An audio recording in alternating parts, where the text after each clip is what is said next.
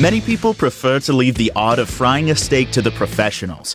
We're going to show you how you too can fry a steak to perfection. Take a piece of kitchen roll and a splash of oil which is highly heat resistant and wipe the pan with it to apply a thin coating of oil. This is sufficient to brown a steak. Then turn the stove temperature to a moderate setting. If you're using gas, the flame should be the same size as the base of the pan and should not extend beyond it. It should normally be no longer than 2 to 3 minutes. You can test the temperature by drizzling a few drops of water into the pan. If the drops dance around the surface like beads, the pan is ready. Now put the steak in the pan and season. The salt will enhance flavor and give the steak a nice and crisp surface. If you like your steak medium, fry it for 2 to 3 minutes on the first side.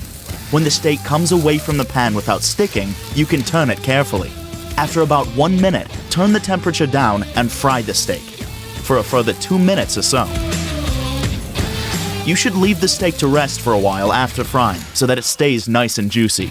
Put the steak on the center shelf of the oven, preheated to 60 degrees.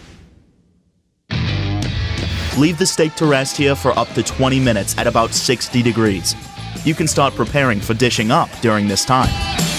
The steak is now ready for the last step. Heat some butter in the pan until it foams, then add the steak.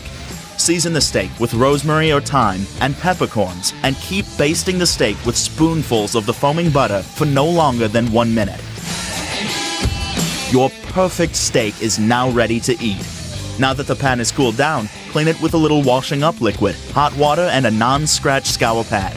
We hope you will enjoy frying with your stainless steel pan.